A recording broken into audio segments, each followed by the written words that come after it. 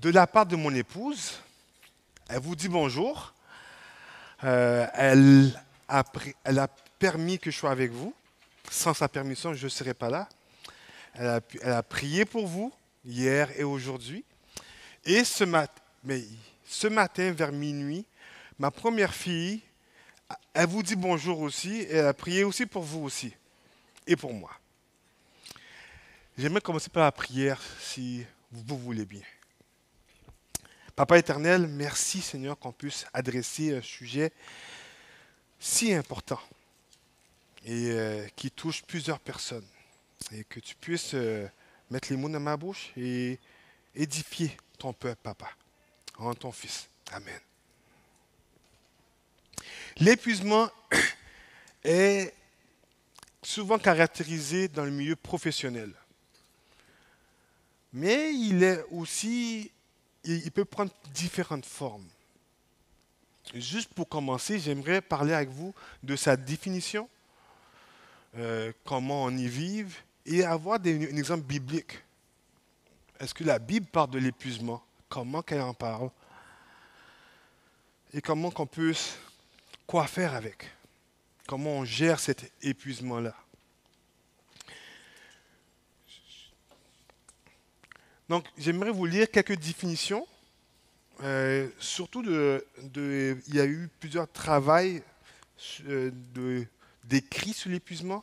J'aimerais vous lire quelques définitions que j'ai pu avoir pour qu'on soit tous sur la même longueur d'onde.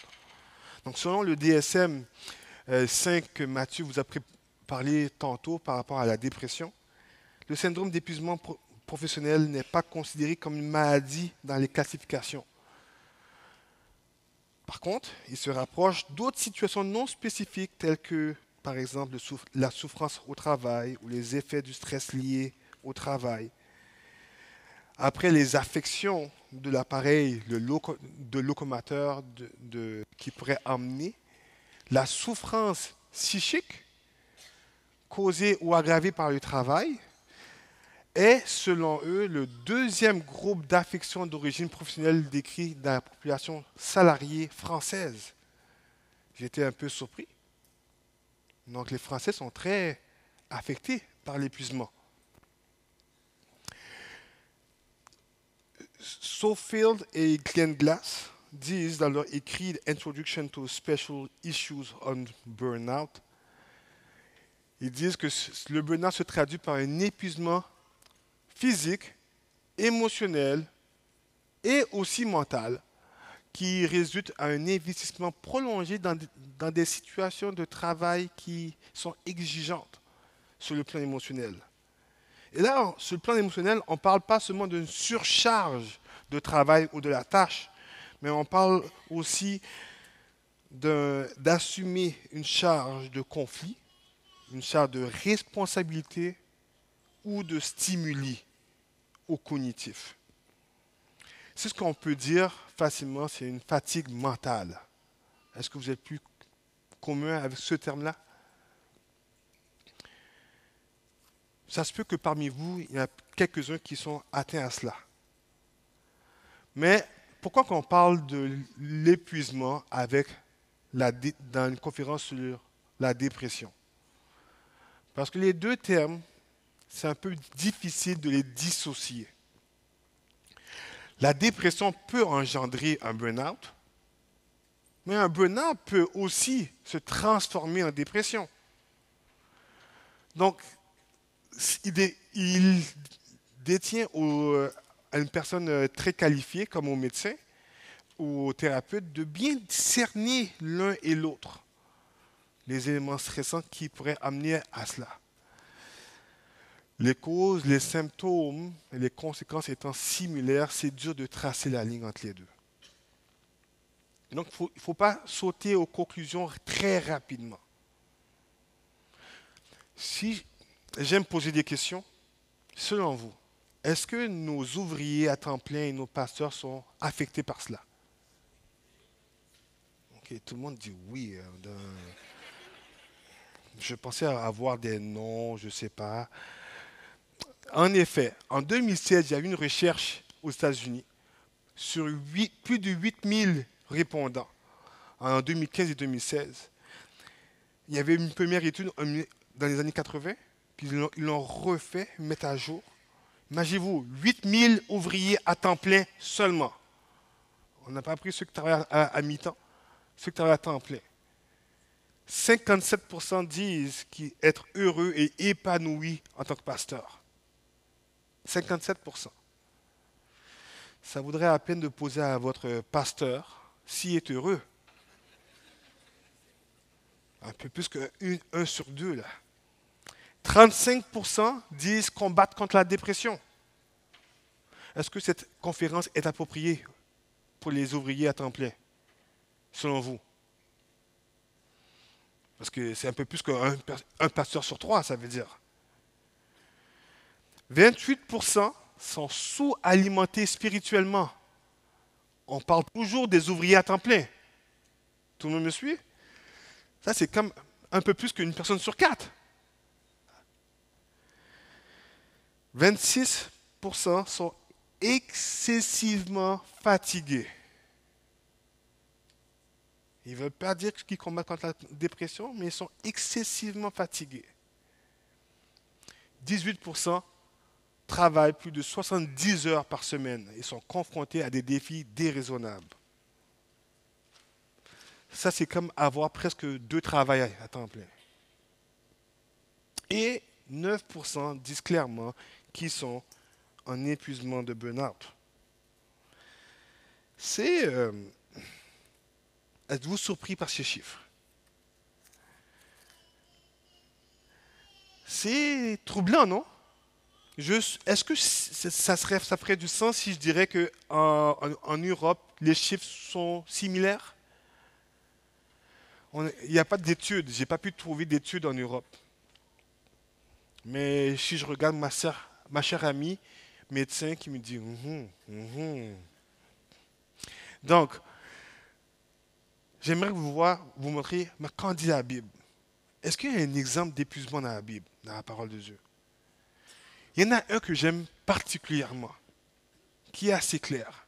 C'est notre exemple de Moïse. Moïse que Dieu a appelé pour aller servir, pour aller sortir son peuple. Et j'aimerais qu'on puisse lire et voir ensemble ce qui arrive. Je lis pour vous dans Exode 18, 14 à 18. Le beau-père de Moïse vit tout ce qu'il faisait pour le peuple. Il dit, que fais-tu là pour ce peuple? Pourquoi sièges-tu seul et tout le peuple se présente-t-il devant toi depuis le matin jusqu'au soir? Waouh! J'ai trop, il se pose la question là. Qu'est-ce que tu fais? Et pourquoi? On va voir plus tard sa réaction. Mais il pose une bonne question à son beau-fils. Moïse répondit à son beau-père, c'est que le peuple vient à moi pour consoler Dieu. Quand ils ont quelque affaire, il vient devant moi. Je sers d'arbitre entre les deux parties et je fais connaître les prescriptions de Dieu et ses lois. Le beau-père de Moïse lui dit, ce que tu fais n'est pas bien. Attends, mais Jéthro, là, c'est pas celui qui a été faire sortir le peuple de Dieu de l'Égypte, là. Et il dit ça à Moïse, le grand Moïse. Serez-vous prêt à dire à votre pasteur, ce que tu fais n'est pas bien? Je pense que Jéthro a eu beaucoup d'amour pour son gendre. Mais il n'y avait pas la langue dans sa poche. Et il dit bien les conséquences. Tu t'épuiseras toi-même, ainsi que ce peuple qui est avec toi, car la tâche est trop lourde pour toi. Tu ne pourras pas l'exécuter seul. Waouh! C'est assez clair, non? Jéthro aime son gendre et il ne veut pas qu'il s'épuise. Et il dit ce que tu fais n'est pas bien. Mais quelle était la tâche de Moïse? Moïse devait aller chercher, délivrer ce peuple. Est-ce qu'il avait la tâche d'être l'arbitre?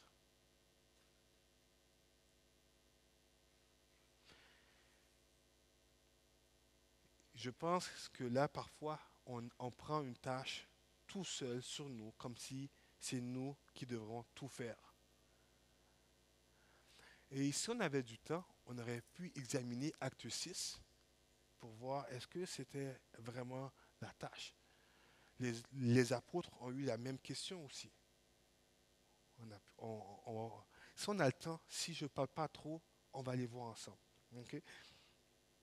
Un peu plus tard. Mais ça nous donne une clarification de c'est quoi l'épuisement. Et j'aime bien le mot en hébreu, nabel, qui parle d'être en défaillance, qui parle de tomber, flétrir, vieillir. Ça va pas bien. Donc on peut comprendre qu'un épuisement, c'est comment on gère notre vie. Une vie qui mène à une défaillance, physique ou mentale, causée par le surmenage. Une gestion qui sert et qui nous amène à une réduction d'énergie. On a une limite. On n'est pas Dieu. On n'a pas une réserve d'énergie à tout finir. Sinon, il n'y aurait pas le sommeil. Il n'y aurait pas le repos. La cause, et j'aimerais qu'on puisse finir de lire parce que le reste du texte est important avant d'aller à la cause. Maintenant, écoute ma voix, que dit Jétro. Je vais te donner un conseil et que Dieu soit avec toi. Représente le peuple auprès de Dieu et porte toi-même les affaires de Dieu. Explique-leur les prescriptions et les lois et fais-leur connaître le chemin qu'ils doivent suivre et l'œuvre qu'ils doivent faire. Discerne parmi tout le peuple des hommes de valeur, craignant Dieu, des hommes attachés à la vérité et qui haïssent le gain malhonnête. Établis-les sur eux comme chefs de famille, chefs de file, chefs de 1000, chefs de 100, chefs de 50 et chefs de 10. Qu'ils jugent le peuple en tout temps, qu'ils portent devant toi toute affaire importante et qu'ils jugent eux-mêmes les affaires secondaires. Allège ta charge et qu'ils la portent avec toi. Si tu fais cela et que Dieu te donne des ordres, tu pourras tenir bon et tout ce peuple parviendra en paix à destination. Est-ce que le conseil de Jétro était sage, selon vous? Très sage. On va voir si Moïse va l'écouter jusqu'à la fin plus tard. Donc on peut voir que c'est très important de ne pas prendre la charge seul. Dieu peut nous appeler à une mission, mais ça ne veut pas dire qu'on doit faire la tâche seul. On a besoin d'une équipe ensemble. Donc il faut différencier, j'aimerais vous inviter à différencier les causes de l'épuisement. Et cela, ça veut dire de vivre au-delà des ressources que Dieu nous donne. Parce que ce que Dieu nous donne des ressources financières. Est-ce que je vais dépenser plus qu'il me donne? Donc, si je fais 1000 euros par mois et je compte dépenser 1500 euros dans ce mois-ci, qu'est-ce qui va arriver? Le compte sera à découvert, pas vrai? Et on aura un appel de la banque, ou bien le compte sera fermé. Si Dieu nous donne un temps, 24 heures par jour, dans ma part, il est idéal que je dors 7h30 par nuit. Je ne sais pas pour vous. Certains sont 2-3 heures par nuit, d'autres c'est 10 heures par nuit. Pour ma part, c'est 7h30. Donc ça veut dire qu'il me reste 16 heures. Attends, j'ai fait le calcul. 16 heures. Où est-ce que j'ai écrit ça? 16h30, merci beaucoup. J'ai écrit ça quelque part, mais j'ai oublié où. Okay? Donc il me reste 16h30 par jour. Donc si dans mon temps de travail, mon temps avec Dieu, les plaisirs, le transport, le trafic, manger, et que je planifie 20 heures, qu'est-ce qui risque d'arriver? Souvent, on ne va pas planifier 20 heures. C'est juste qu'on va juste pas on va juste dire qu'on va faire tout ça, mais ça nous prend 20 heures. Qu'est-ce qui risque d'arriver? Quelqu'un a fait pouf. Euh, J'aimerais vous dire qu'il y aura pas, il y aura pouf, et on ne fera pas ce qu'on a prévu. Êtes-vous d'accord avec moi? Parce qu'on va arriver à 16h30, puis c'est fini. Et on va utiliser le temps de sommeil pour son insiste pour tout faire. Donc dans tous les cas, on est KO. C'est question de temps.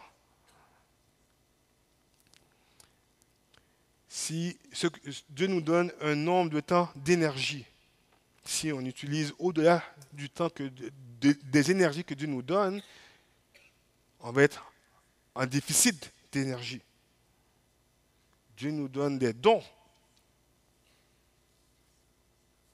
Mais si on va au-delà des ressources que Dieu nous donne comme dons, nous aurons un problème.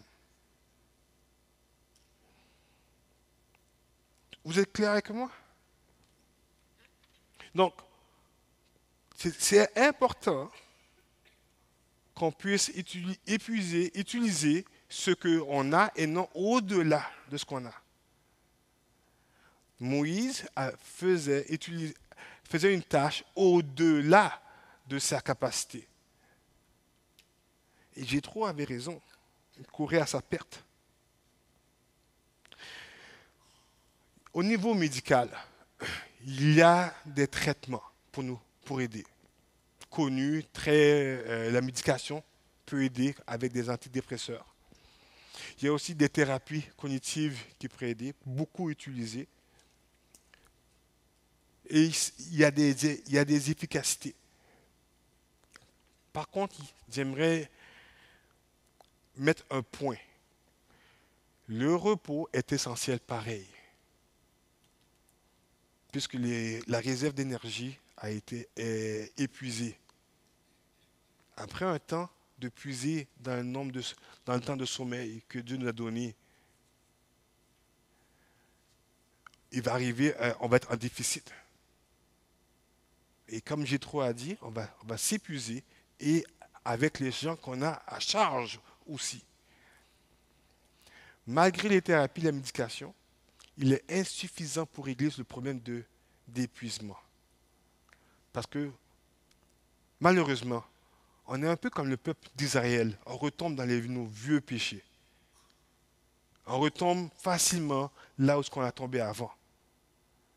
Donc si je m'épuise en 2022, je risque en 2023 d'être plus vulnérable à l'épuisement. Donc il faut plus que juste le repos. Le repos ne guérit pas un burn-out ou un épuisement.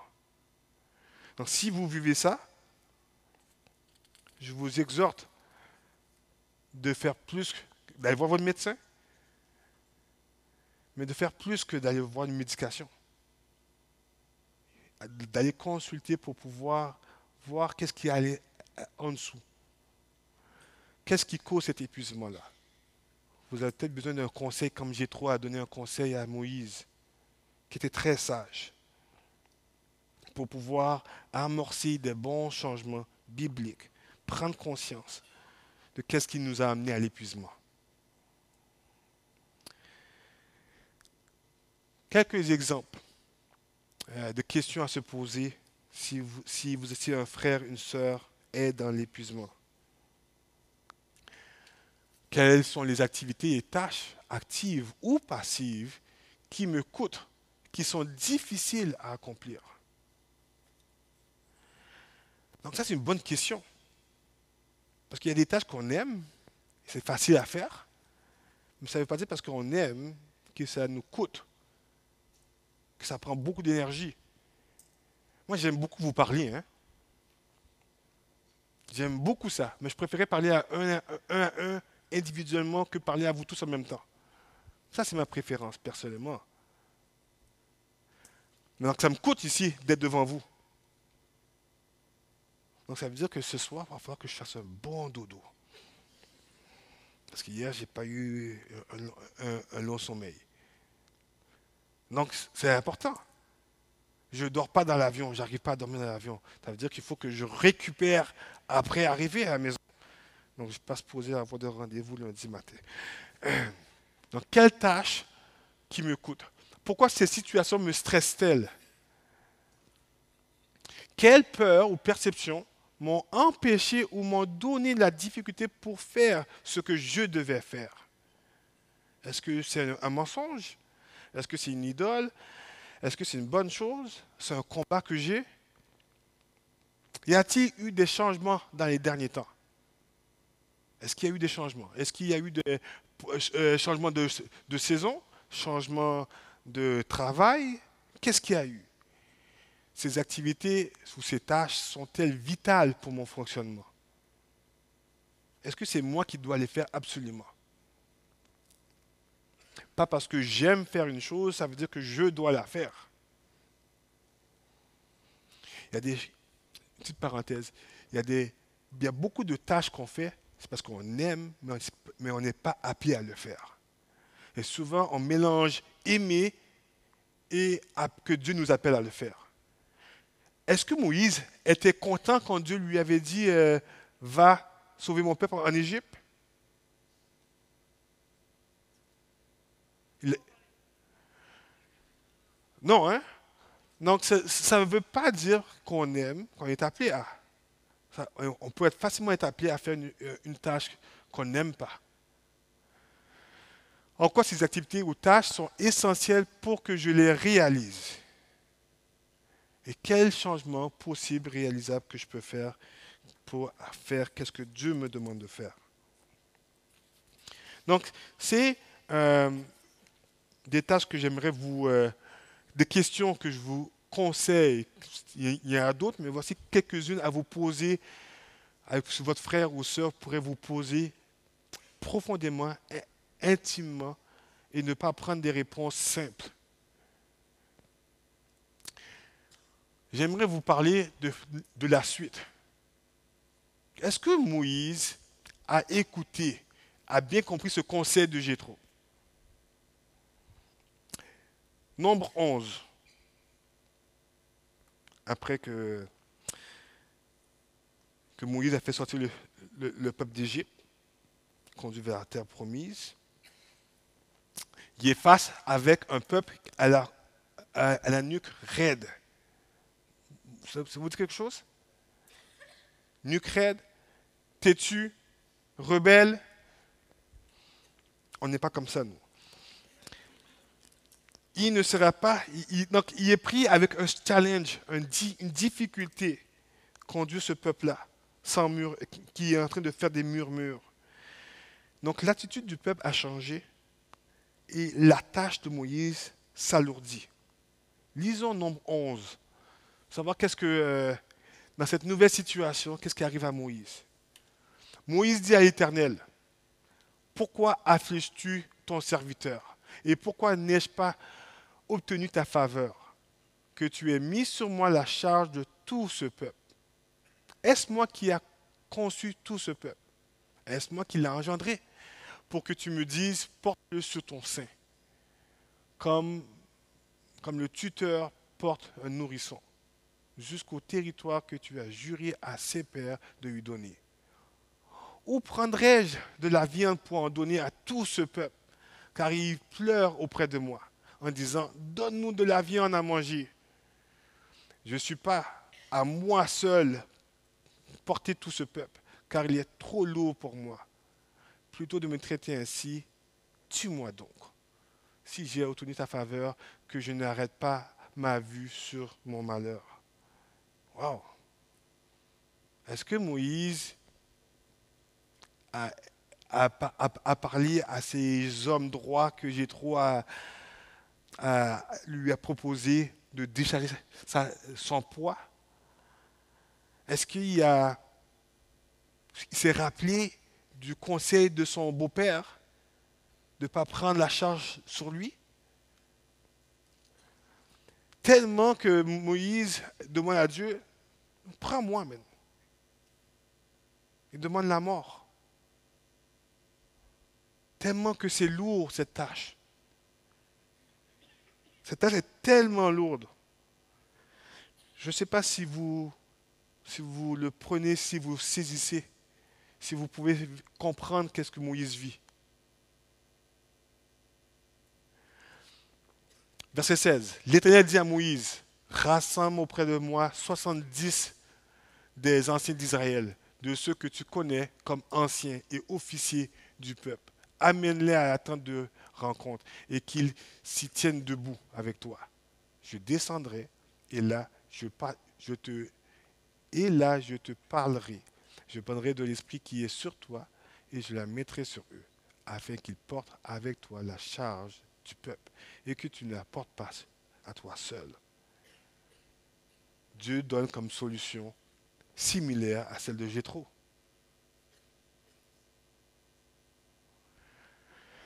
Un partage. Partager sa charge avec 70 anciens. Donc, là, la solution que Dieu donne n'est pas nouveau.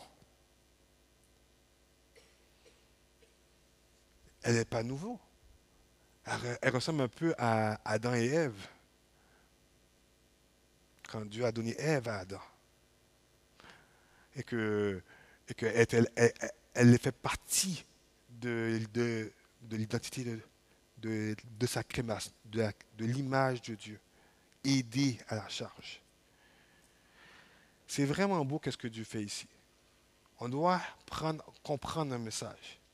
J'aimerais vous amener à quelques considérations. Ne pas considérer le mandat que Dieu nous donne pour sa gloire, pour que nous le pratiquions au risque de nous mettre dans une situation d'épuisement. Parce que Dieu nous a créés, comme dit Paul à son ouvrage,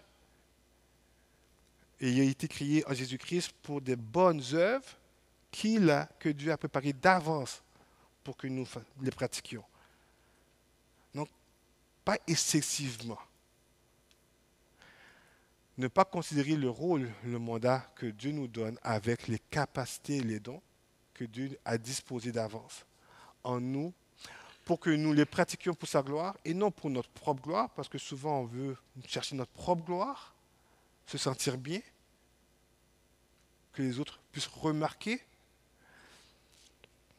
Ça risque de nous mettre dans une situation d'épuisement. Même si on a une bonne intention. Avoir une bonne intention ne veut pas dire qu'on ne va pas pécher. Est-ce que vous vous rappelez David qui voulait chercher l'arche dans 1 Chronique 13?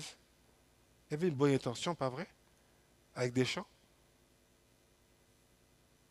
Même Uza avait une bonne intention, non?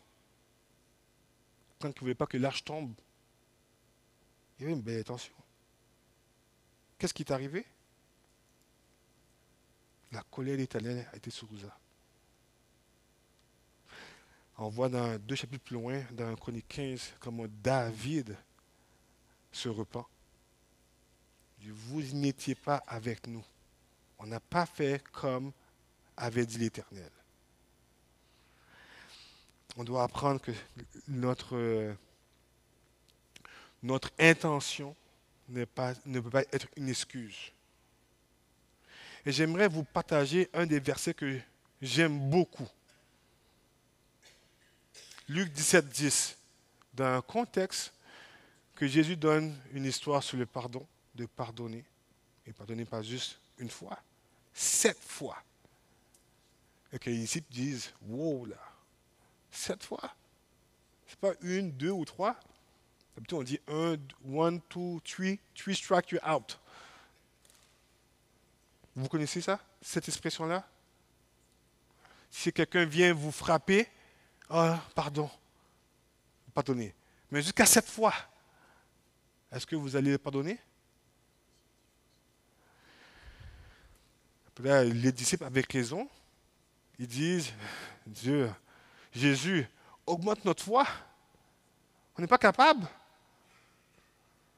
Là, Jésus dit, si vous avez la foi comme un grain, vous pouvez déplacer cette montagne. Wow. Puis là, il donne un exemple du serviteur qui revient des champs, qui vient travailler et qui sert son maître.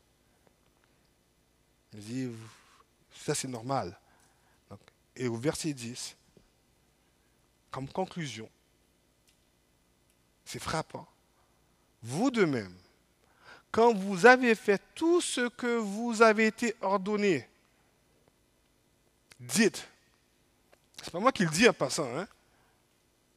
C'est pas Osée qui le dit, mais Jésus qui dit. Vous de même, là, il dit, nous sommes des serviteurs inutiles, ou bien nous sommes des esclaves inutiles. C'est pas moi qui le dis. Nous avons fait ce que nous devions faire. La gloire n'est pas pour nous, la gloire doit être pour notre Seigneur Jésus-Christ. On risque d'être beaucoup moins épuisé si on fait seulement ce que Dieu nous demande de faire.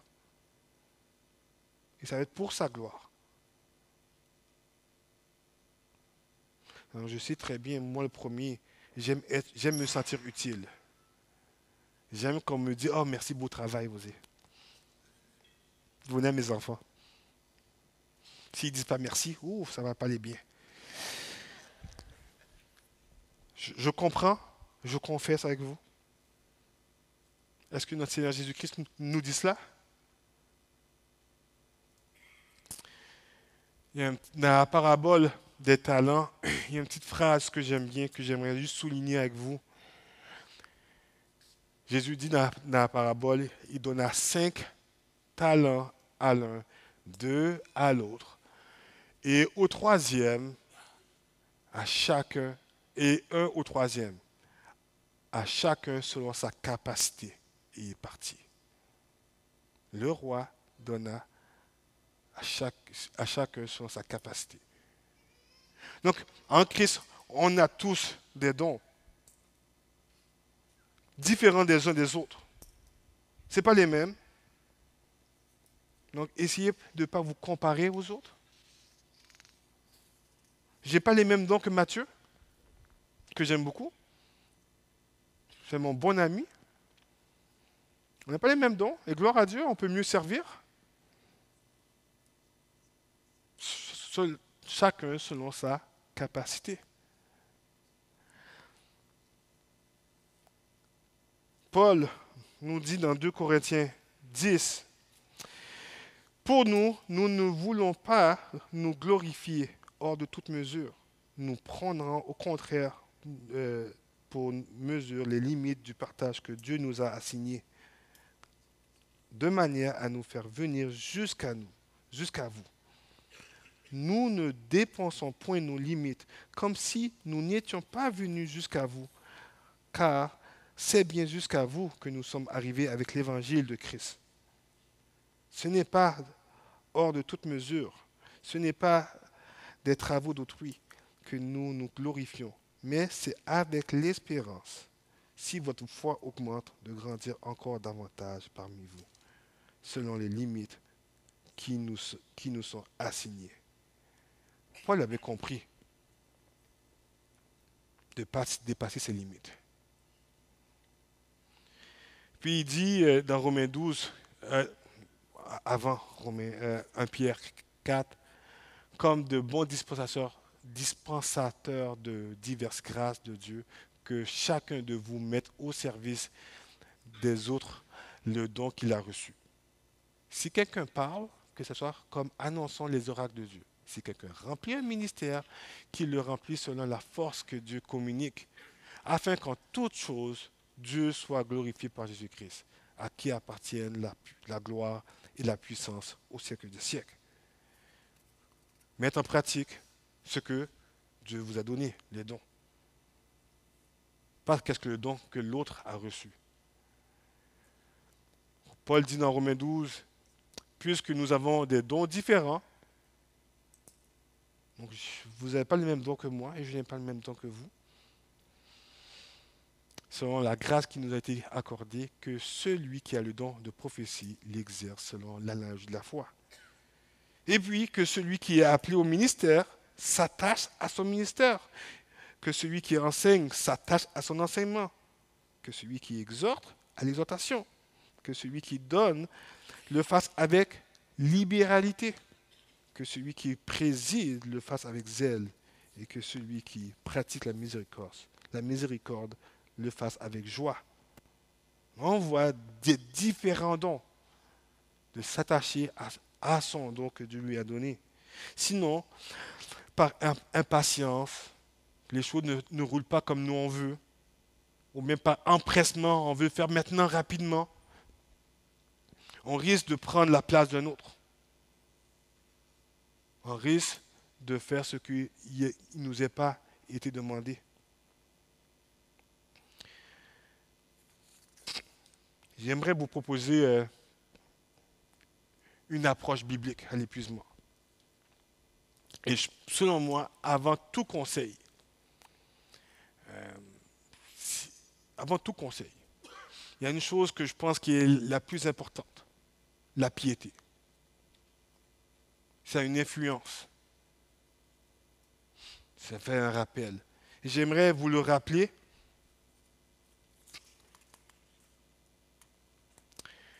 La prière. Si je vous demande, il y avait une autre statistique que je voulais vous mettre, mais le nombre de pasteurs, combien de pasteurs qui prient dans leur ministère? Le nombre de temps que les pasteurs prient par jour, les ouvriers à temps plein. Vous savez qu'il y a moins de 10% qui prient moins d'une heure par jour? Et si je demande aux membres de l'Église, il y avait une statistique petite d'une trentaine d'églises au Canada, et c'était moins de 10 minutes par jour chez les chrétiens évangéliques. Donc je ne ferai pas une statistique aujourd'hui, savoir si les personnes, si quand même moins ont pris du temps avec leur Dieu, avec le Créateur, ce matin, ou hier, dans les dernières 24 heures. Mais est-ce que vous allez considérer qu'un temps avec vos seigneurs est important et principal? Si j'arrive à vous convaincre de cela, mon ministère est fait. Si j'arrive à vous convaincre, s'il y a une chose, si j'avais le choix de vous imprégner dans votre cerveau, ça serait ces 5 points-là. Si j'avais le pouvoir, je n'ai pas le pouvoir, donc je vous le dis, je vous le répète. Okay? La prière, le temps de prière, de communier, parler à votre Seigneur, votre Sauveur, un temps dans sa parole. Mais si vous n'allez pas dans sa parole, qu'est-ce qui risque d'arriver? Vous allez avoir des fondements autres qu'en Jésus-Christ. Et j'aime mieux le terme, j'ai pas écrit lire la parole. Hein. Tout le monde a vu? Parce que sinon, je vais vous faire comme avec mes enfants, je vais vous dire où c'est écrit de lire. Si vous me répondez comme mes enfants, dans l'Apocalypse, je vais dire, ok, d'accord. Heureux celui qui lit. Mais on parle de méditer. On parle de ruminer, de rappeler, de ramener à l'esprit. Constamment. La louange. Chanter. Il me reste combien de temps? Il y a quelle heure? Je sais pas, j'ai pas l'horaire. Oui. Ok, on m'a répondu. Ok, louer. Louer l'Éternel, très important, j'en parle plus tard dans le prochain atelier. On va parler un petit peu plus de cela. Donc, je ne passe pas vite parce que ce n'est pas important. D'accord? Communion avec l'Église. Votre vie de redevabilité. Vous savez combien de les uns les autres qu'il y a dans le Nouveau Testament écrit dans l'Église locale et en forme d'impératif? Plus d'une vingtaine de fois, ça veut dire pour de vrai 27 fois. Et si je prends aimez-vous les uns les autres, qui répète de Jésus, 28 fois. Et tout écrit dans l'église locale. Donc si vous n'êtes pas impliqué dans l'église locale, il y a un problème. Je ne vous connais pas. Ou certains, mais bon. Votre église locale, partagez votre foi. Et pas seulement à des non-chrétiens, je parle, en passant. À vos frères, Rappelez-vous comment Christ vous a pris, de où ce qu'il va pris. Votre soeur, votre frère en a besoin. Ce n'est pas seulement pour votre voisin, mais dans l'église locale aussi. J'aimerais vous recommander de se rappeler qui nous servons. Donc, la piété, là, ça c'est avant tout, ok? Donc ça c'est important, mais pas autant que la piété. Donc j'aimerais vous encourager de se rappeler qui nous servons, ce qu'il déclare sur nous. Nous servons Christ qui nous a rachetés. Nous sommes en Christ et en lui. Lui en nous. J'aimerais vous encourager à identifier vos dons, mais aussi vos limites. Combien d'heures de sommeil qu'il vous faut? Est-ce que c'est bon que vous mangez du McDo 3 fois par jour? Extra sauce? Double viande?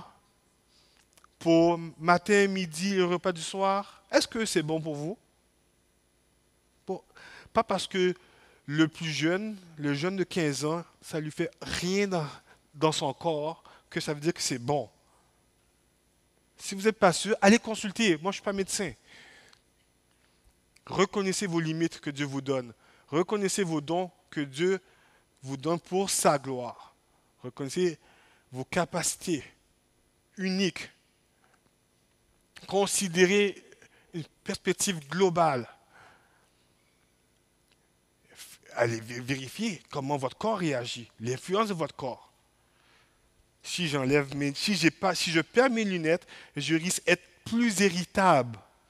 Parce que je risque d'avoir une migraine qui va arriver d'ici 5 minutes. Donc je vais les remettre. Évaluation de vos pensées. Comment vous pensez? Excusez-moi. Vos disciplines spirituelles.